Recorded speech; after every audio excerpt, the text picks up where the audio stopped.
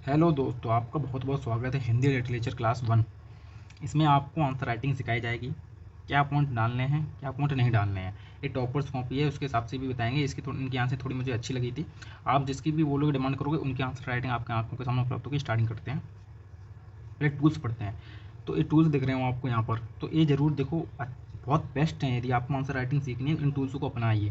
पहला है कि प्रश्न की सटीक समझ व उत्तर की व्यवस्थित रूपरेखा। प्रश्न की एकदम सटीक समझें उसको, क्वेश्चन क्या पूछ रहा है आपसे। उसके उत्तर की व्यवस्थित रूप से रूपरेखा लिखिए कि जो बोला है उसकी रूपरेखा उसी के हिसाब से लिखना है। हाथी के घोड़े चुगा में नहीं लगाना, चुगा के पैर हाथी में नहीं लगाना, इस प्रकार करना है। फिर नेक्स्ट है कि संक्षिप्त टू द पॉइंट लेखन शैली करना है। अब कई लोग होते हैं जिनको आता नहीं है आंसर, तो वो बहुत ऐसे लिखते हैं कि मैं लिखता हूँ कि ना का प्रयोग। ऐसे अभी क्वेश्चन आएगा कन्नौजी पे और हिंदी खड़ी बोली पे, तो उसमें उदाहरण डालने के इणा का प्रयोग नहीं होता है, इणा का प्रयोग ना हो जाता है, तो उसमें सीधा लिखना है। अब इसमें ऐसा नहीं लिखना है इणा का शब्द का प्रयोग इणा के परिवर्तन के स्थान पर होता है, तो इतने शब्दों का प्रयोग नहीं करना है। टू द पॉइंट शैली का प्रयोग करें, लेखन शैली का प्रयोग करें। फिर थर्ड है, इसमें पॉइंट सर बता रहे हैं कि प्रमाणिक तत्वों को समुचित उपयोग करना है। प्रमाणिक तथ्यों को करना है कि मन से नहीं लिख देना है कोई भी, जो प्रमाणिक हो और आप उसको कहीं भी मतलब बोल सकते हो, झूठे ना हो। फोर्थ पॉइंट है सरकार कि अधिकतम जरूरी बिंदुओं का समावेशन करें। अब जरूर बिंदु का मतलब होते हैं जो कीवर्ड्सों का अधिक प्रयोग करें। सरकारी दस्तावेज जैसे मंत्रालय, आयोग की रिपोर्ट, पॉलिसी पेपर आदि के संदर्भों में आपको संदर्भों की चर्चाओं को सम्मिलित करें। जैसे आंसर राइटिंग होती है, कोई एमएमओ स्पाई की भी रिपोर्ट होती है, मंत्रालय से आती है, और बहुत रिपोर्ट्स हैं जिनका आप उपयोग कर सकते हो, तो उन रिपोर्टों का प्रयोग करना है आपको। फिर नेक्स्ट है अपना कि सरकारी के बाद आ गया अपना कि प्रभावी भूमिका एवं निष्कर्ष। प्रभावी भूमिका और निष्कर्ष में भी आपको काम करना है। तो अब प्रभावी में मतलब क्या है, भूमिका, इंट्रोडक्शन। आपको इंट्रोडक्शन इस तरीके से लिखना है, देखो यहाँ पर दिखाते हैं आपको। इंट्रोडक्शन इस तरीके से लिखना है कि जो एग्जामिनर है आपका चेक कॉपी करेगा, ठीक है, जो एग्जामिनर है आपकी कॉपी चेक करेगा तो उसको इंप्रेसिव करे कि हाँ यार इंट्रोडक्शन लिखा हुआ है। उसमें एक आध फैक्ट डालना है, थोड़ा उसकी डेफिनेशन बताना है क्वेश्चन की कि क्वेश्चन किसके बारे में है। फिर उसके बाद आ जाइए, फिर वो और क्या पूछ रहा है, और निष्कर्ष मतलब कंक्लूजन। कंक्लूजन को आपको ऐसा देना है कि पॉजिटिव थिंक, एग्जामिनर को कोई नेगेटिव थॉट्स ना आ जाए उसके प्रति। आपको हमेशा यूपीएससी एक एस्पिरेंट होता है तो वो पॉजिटिव थिंकिंग या कोई आपको उसको सही करने का तरीका बता देना है। फिर आ जाइए समकालीन घटनाओं में प्रसंगों को उत्तर से जोड़ना। जैसे न्यूज़ में, जो न्यूज़ क्यों बोलते हैं करंट अफेयर इसलिए पढ़ना होता है कि आप जो समकालीन घटनाएं चल रही हैं 1-2 साल के अंदर जो हुई हैं, उन्हीं पे क्वेश्चन बेस आता है, तो उन्हीं की घटनाओं को आपको उदाहरण डालना है, कोड करना है। फिर उसके बाद आ जाइए दृष्टिकोण में संतुलन और समावेश में गहराई। अब इस दृष्टिकोण में संतुलन रखना है। कोई इतना हाई मत पॉइंट बता देना कि एक ही पॉइंट को बताए जा रहे हो, एक हेडिंग लिखी उसी को 50-100 शब्दों में लिख डाली, वो नहीं करना है। संतुलन बना के रखना है कि मुझे इतने शब्द इस हेडिंग में डालना है, इतने शब्द इस हेडिंग में डालना है, इस तरीके से। समावेशन की वह गहराई, कम शब्दों में ज़्यादा बताना है। अच्छी और साफ सुथरी हेड राइटिंग, इस पर विशेष ध्यान देना, कट्टा पिट्टी नहीं करना है, साफ लिखना है, सुथरी लिखना है। फिर आ जाइए भाषा में प्रवाह होना चाहिए। ऐसा नहीं कि सर को यहाँ पर पढ़ के रुक गए, एकदम फ्लो बनना चाहिए। जैसे कोई कहानी सुनाता है तो आपको मज़ा आता है क्योंकि उसमें फ्लो होता है।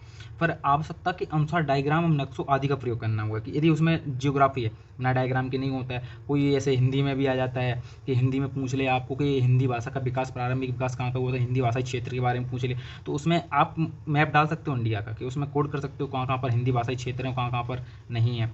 फिर नेक्स्ट है अपना, सर ने पूछा हुआ है कि तकनीकी शब्दावली का सटीक उपयोग करें। जो जैसे कि उसमें मॉस्पाई लिखना है आपको, कोई संस्था का नाम लिखना है, एमएसपी लिखना है, तो एमएसपी पूरा हिंदी में लिख दें। या उसको एमएसपी लिख रहे हो तो इंग्लिश का यूज कर सकते हो शॉर्ट सब फॉर्म के लिए। फुल फॉर्म के लिए इंग्लिश का उपयोग नहीं कर सकते हो, ये माइंड में डाल लें। कोई शॉर्ट फॉर्म लिख रहा है, एक बार लिख दो एमएसपी, फिर उसके बाद उसको इंग्लिश में लिख सकते हो एमएसपी। पूरा नाम नहीं लिखना है, ठीक है। उसको लिखें, ऐसे अक्षर में एस लिखा है तो ए ऐसे लिख देना एस करके, ठीक है। फिर उसके बाद आ जाए विराम चिन्हों का समुचित प्रयोग। फिर नहीं, फिर इसके बाद सुंदर प्रस्तुति शैली, जैसे छोटे पैराग्राफ रखना, क्योंकि बड़ा पैराग्राफ बना दोगे तो फिर लिखोगे कहाँ। महत्वपूर्ण शब्दों को अंडरलाइन करना है, हाँ ये ज़रूरी है। ऐसे कोई पॉइंट है आपका लगता है कि इस पॉइंट को एग्जामिनर को ज़रूर पढ़ना चाहिए, तो आपको उसको अंडरलाइन कर देना है। फिर उसके बाद है कि विराम चिन्हों का समुचित प्रयोग। तो विराम चिन्हों का प्रयोग करना हुआ है कि कोई कहाँ हलंत लगना है, कहाँ फुल पैराग्राफ का विराम चिन्ह लगना है, कहाँ कॉमा लगना है, हर चीज़ का प्रयोग करना है। भाषा में वर्तनी व व्याकरण शुद्धता होनी चाहिए। अब जो नहीं है कि तुम भाई साहब गलती, एक दो गलती चल सकती है क्वेश्चन में, उससे ज़्यादा करोगे तो एग्जामिनर पे गलत इम्पैक्ट जाएगा, उससे आपके नंबर कटने के फुल चांस है, पूरी चांस है भैया। फिर नेक्स्ट है 5वां, टॉपर्स के अनुभव बताते हैं कि उत्तर की विषय वस्तु अच्छी होने पर आयोग के परीक्षक शब्द सीमा के थोड़े बहुत उल्लंघन पर अंक नहीं काटते हैं। कृपया आप भी इसी दृष्टिकोण के अनुसार अंक निर्धारित करें। ये आपको फॉलो करना है। इस फॉलो करने से आपको आंसर राइटिंग स्टार्टिंग करनी है। तो पहला क्वेश्चन क्या कहता है? पहला क्वेश्चन है अपना कन्नौजी बोली का परिचय। तो कन्नौजी बोली का परिचय आप हिंदी साहित्य में पढ़ोगे। तो ये आंसर राइटिंग चालू करते हैं, स्टार्टिंग नाउ।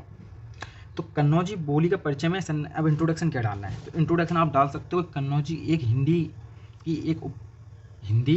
की एक उपबोली है, ऐसा भी नहीं कर सकते। अब इसमें सर ने लिखा है कि कन्नौजी हिंदी की एक बोली है जो पश्चिमी हिंदी उपभाषा के वर्ग में शामिल है और मूलतः यह शॉर्ट सैनी अपभ्रंश से विकसित हुई है।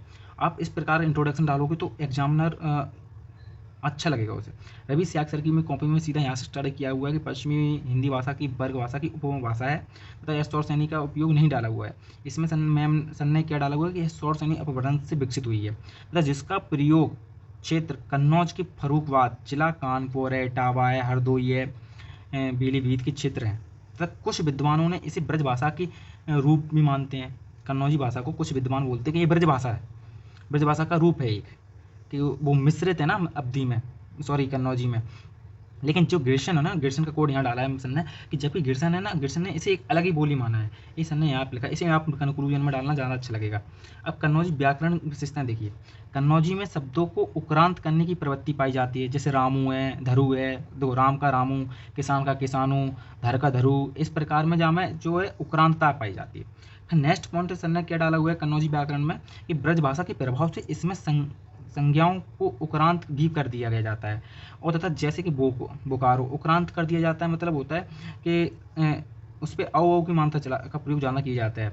अब तीसरा पॉइंट है कि हिंदी की पश्चिमी हिंदी उपभाषा वर्ग की अन्य बोलियों की भांति इसमें अल्पीकरण की प्रवृत्ति पाई जाती है। अल्पीकरण मतलब होता है कि कम शब्द में लिखना।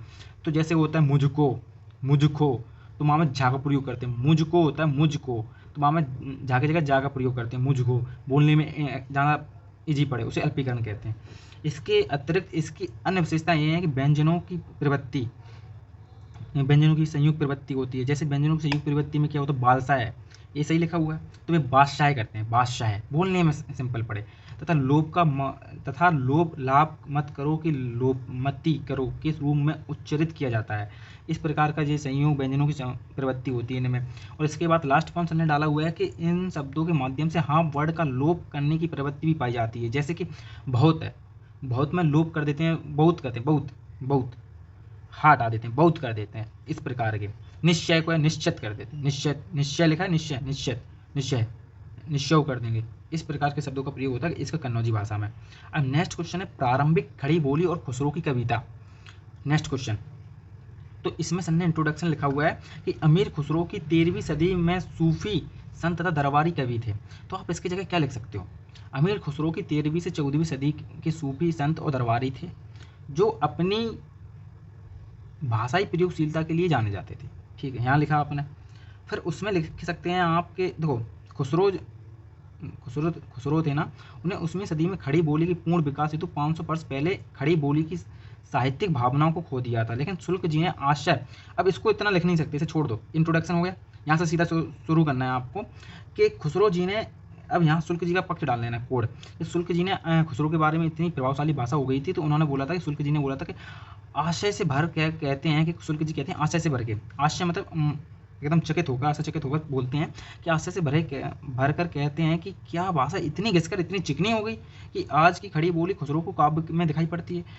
भाषा इतनी नॉर्मल हो चुकी है कि भाषा का प्रयोग इतने उनके काव्य में भी आ गया है।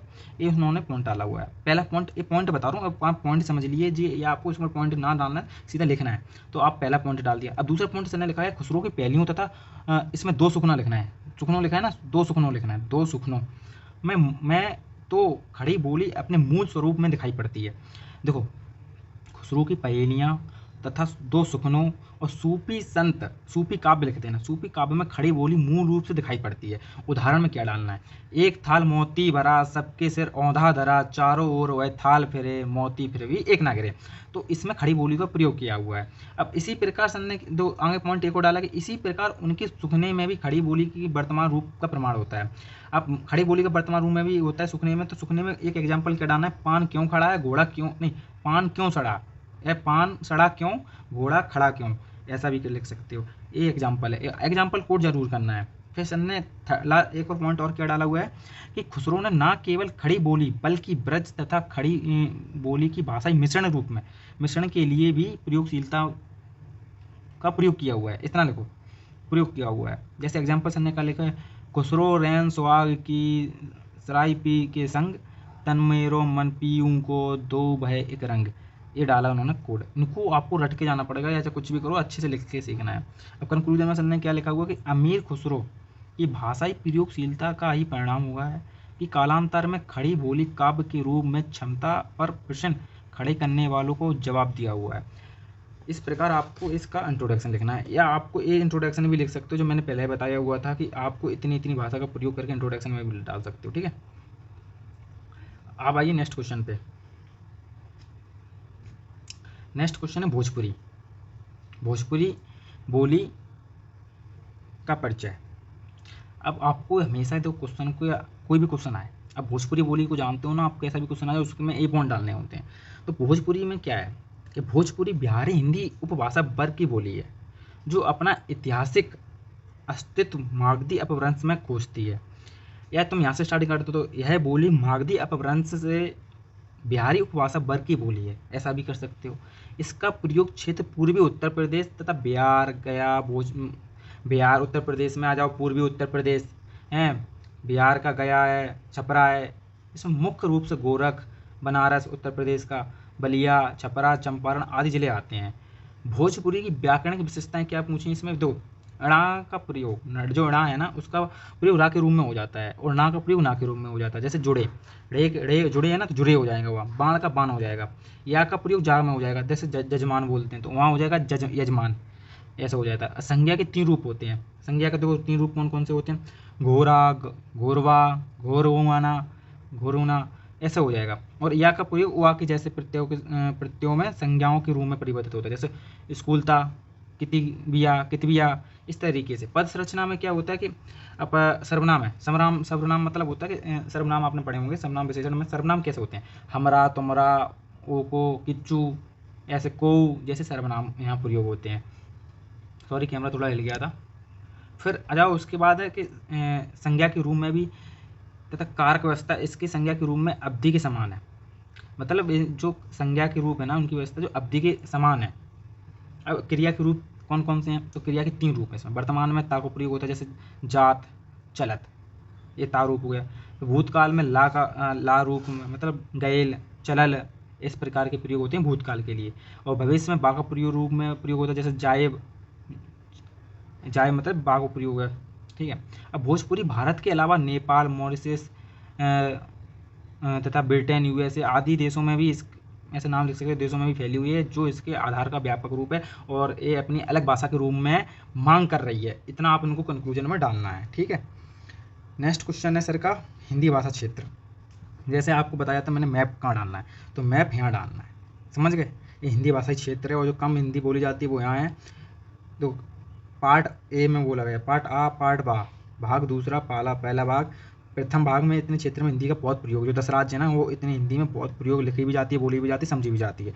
द्वितीय भाग में लिखी भी जाती है, बोली भी जाती है, लेकिन समझते कम है, तो वो खा भाग है। वहाँ दूसरी भाषा बोलते हैं, जैसे असमिया, उड़ीसिया, मराठी, ये भाषा बोलते हैं। और जो बिल्कुल ही नहीं होता है, जिनको तृतीय भाग बोल सकते हैं, जो असम के, जो यहाँ के क्षेत्र 7 सिस्टर्स और साउथ के 5 राज्य, इनमें बिल्कुल हिंदी कम बोली जाती है, लेकिन यहाँ विभागीय रूप से काम चल रहा हुआ है, इसलिए हिंदी क्षेत्र इन्हें भी माना जा सकता है। एक कंक्लूजन में डालना है इस प्रकार का, मैं आपको बताऊँगा इनके आंसर राइटिंग में कुछ जो भी कमी होगी मैं आपको इम्प्रूव कराऊँगा, जिससे आपके और ज़्यादा नंबर आए। हिंदी भाषा उत्तरी भाषा में बोली जाने वाली, उत्तर भारत में बोली जाने वाली, उत्तर भारत में बोली जाने वाली आधुनिक आर्य भाषा है। बिल्कुल सही इंट्रोडक्शन है, जो मुख्यतः प्रयोग दृष्टि से 3 क्षेत्रों में विभाजित की गई है। यहाँ लिखना है मुख्यतः यह निम्न क्षेत्रों में विभाजित की गई है। एकदम 3 क्षेत्रों को परिभाषित मत करो, सीधा निम्न क्षेत्रों में परिभाषित। भाग आ, यहाँ अपन ने कोड किया हुआ है भाग आ के लिए, तो भाग आ में क्या लिखा हुआ है कि भाग आ में हिंदी जो ये बोली मुख्यतः उन क्षेत्रों की भाषा है जो बोलने, समझने, लिखने के में प्राथमिक क्षेत्रों में आते हैं। यह ऐसे लिखना है।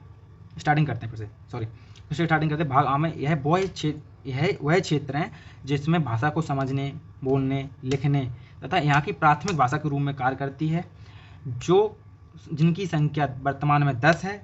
10 राज्यों में दिल्ली, हरियाणा, हिमाचल प्रदेश, उत्तराखंड, उत्तर प्रदेश, मध्य प्रदेश, राजस्थान, बिहार, झारखंड, ये 10 राज्य हैं। और वहाँ अपने मैप के हिसाब से बता दिया इतना क्षेत्र। इनमें भाषा को बोलना, समझना, लिखना आता हो, यहाँ की प्राथमिक भाषा है। अब भाग खा में क्या डालना है आपको, भाग सेकंड में क्या डालना है, द्वितीयक भाषा। यह इसमें प्रथम लिख दिया, प्रथम भाग में प्रथम भाषा लिख दो या भाग आ लिख दो यहाँ मैप के हिसाब से, या द्वितीय भाषा लिख दो, द्वितीयक भाषा। यह द्वितीय क्षेत्र, यह द्वितीय बोल में भाषा में क्या लिखना है आपको, ये भाग खा या द्वितीय भाषा लिखो। यहाँ पर फिर लिखना है कि हिंदी केवल समझने बोलने की भाषा, समझने की बोलने की भाषा है। और यहाँ हिंदी भाषाई राज्यों के निकट उन आर्य भाषाओं के क्षेत्र हैं जिनका उद्भव भी हिंदी के साथ ही हुआ था। मतलब ये वो क्षेत्र हैं जिनकी जो हिंदी आर्य भाषा है, जो उन्हीं के साथ ही इन भाषाओं का विकास हुआ था हैं। और जो जो उनके राज्यों के नाम क्या है, पंजाब है, गुजरात है, महाराष्ट्र है, उड़ीसा है, जहाँ हिंदी को समझते हैं, बोलते भी हैं, लेकिन वहाँ उनकी खुद की लैंग्वेज है। गुजराती है, पंजाबी है, महाराष्ट्री है, मराठी है, उड़िया है, असमिया है। तो इस प्रकार अब भाग जा या भाग थर्ड या तृतीय, जो मैंने बोला था जहाँ भाषा का शोध चल रहा हो, जहाँ भाषा रिसर्च पे चल रही हो, जहाँ विभाग स्थापित, वहाँ शोध करता हूँ, वहाँ हिंदी का विकास हो रहा हो, तो वह उन क्षेत्रों को अपन भाग जा में डालते हैं। जैसे साउथ में अभी भी हिंदी की को एक पेपर होता है स्पेसिफिक, वहाँ हिंदी पढ़ाई जाती है, लेकिन उनको बोलना कम आता है। ठीक है, ऐसे ऐसे क्षेत्रों में जहाँ शोध चल रहा हो, तो उन भाषाओं को यहाँ डालेंगे। जैसे अपन एग्जाम्पल के लिए यहाँ पर डालेंगे, हम बता रहे वो लिखना है, इसमें सर ने थोड़ा शॉर्ट लिखा हूँ, मैं बता रहा हूँ वो उसको लिखो। यह भाषा जहाँ विश्वविद्यालय तथा शोधकर्ता हो तथा अध्ययन चल रहा हो, और जहाँ विभाग भी हों हिंदी के, उन भाषाओं जैसे भारत के में उत्तर पूर्वी तथा दक्षिण के 5 राज्य हैं। इसके अलावा अब यहाँ से आ जाओ, इसके अलावा विश्व में Nepal, Mauritius, USA, America, Fiji, Suriname, Myanmar, Nepal आदि इत्यादि लिख के मैं भी प्रणाली में मैं भी हिंदी भाषा का प्रयोग प्रथम या द्वितीय भाषा के रूप में प्रयोग होता है कुछ क्षेत्रों में। तो हिंदी एक विस्तारित, उसमें कोड डालना लास्ट में कि हिंदी 1 अरब से भी ऊपर, कंक्लूजन बता रहा हूँ, 1 अरब से भी ऊपर इसका विस्तार हो चुका हो, 1 अरब से ऊपर की जनसंख्या वाले लोग इसको हिंदी का प्रयोग करते हैं। ये लास्ट में लिख के कंक्लूजन खत्म कर देना है। अब आ जाइए नेक्स्ट, सिद्ध साहित्य में प्रारंभिक खड़ी बोली का स्वरूप। अब इसमें क्या है, सिद्ध साहित्य के बारे में पहले आपको लिखना है अच्छे से और समझना भी है। सिद्ध साहित्य सिद्धों द्वारा अपनी सांप्रदायिक धार्मिक मान्यताओं के प्रचार हेतु लिखा गया एक साहित्य है। ठीक है, ये बिल्कुल सही लिखा हुआ है। सिद्धनाथ द्वारा हुआ। सिद्ध साहित्य कैसे आया था, सिद्धनाथ द्वारा आया था। उन्होंने जो विरोध किया था हुआ था आडम्बरों का, और वो समाज सुधारक भी बोल सकते हैं इनको। ठीक है, जिसमें सहज शून्य साधना, काम योग, आडम्बरों का विरोध तथा वर्ण व्यवस्था का खंडन इत्यादियों पर उन्होंने जोर दिया था या बल किया था। जोर दिया था तो लिखोगे तो ज़्यादा अच्छा लगेगा, इत्यादि पर जोर दिया। इस साहित्य में भाषा मुख्यतः अर्धमगधी अपभ्रंश है, जिसमें आरंभिक खड़ी बोली की प्रवृत्तियाँ दिखाई पड़ती हैं। जैसे पंडित सगुल सत्य बख्या जग दे, बोलने में थोड़ा कम, कुछ शब्द मैंने थोड़ा बोलने में दिक्कत होती है। देही बुढ़ बसंत का आणऊ, ऐसे कुछ है। तो ये थोड़ा आपको किताब में से देख लेना है। कुछ एग्जाम्पल को बहुत ज़्यादा ज़रूरी है, इंपॉर्टेंट है। मुझे ना दोहा बोलने में थोड़ा दिक्कत होता है, तो एडजस्ट करना भाई। आपको एग्जाम्पल तो डालने ही है, एग्जाम्पल रट लेना, एक डायरी बनाना, उसमें लिख लेना है। फिर नीचे आ जाइए, जय, एक और ने कोड लिखा हुआ है, जय मन पंख नाथ चर चई रवि शशि राय तही बड़ चित विषाम करूँ करेऊँ सजू उस, ऐसे कुछ है। तो ऐसे 2 एग्जाम्पल डाल दिए। फिर उसमें लिखना है उपयोग। अब सर ने क्या लिखा है, उपयुक्त उदाहरणों से खड़ी बोली की निम्नलिखित विशेषताएं देखी जा सकती हैं। 2 एग्जाम्पल डाल दिए और उसकी विशेषताएं बताएंगे आप। उकारांत या इकारांत शब्दों की प्रयोग तुलना के रूप में तुलनात्मक रूप से अधिक हुआ है। उकारांत या इकारांत शब्दों का प्रयोग तुलनात्मक रूप से अधिक किया हुआ है सिद्धनाथ में, और ता के स्थान पर णा का प्रयोग किया जाता है।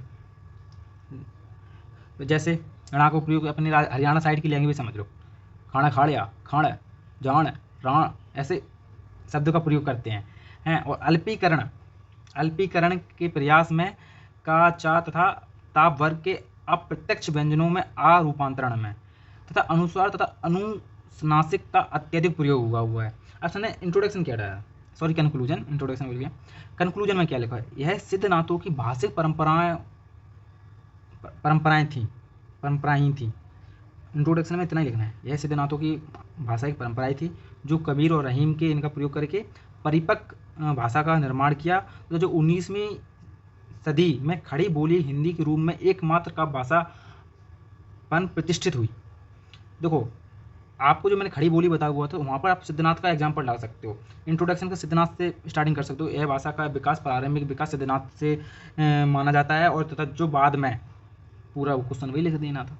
इस तरीके से भी कर सकते हो। आज के लिए इतना ही। थैंक यू क्लास देखने के लिए। हिंदी साहित्य की ऐसी क्लास को देखने के लिए इस चैनल पर बने रहें और थोड़ा शेयर भी करें, क्योंकि आप लोगों के सहयोग से ये क्लास को आगे ले जाया जा सकता है। तो थोड़ा प्लीज़ इस चैनल पर सपोर्ट दिखाएं, सब्सक्राइब करें, लाइक करें और इन्जॉय करें। Thank you.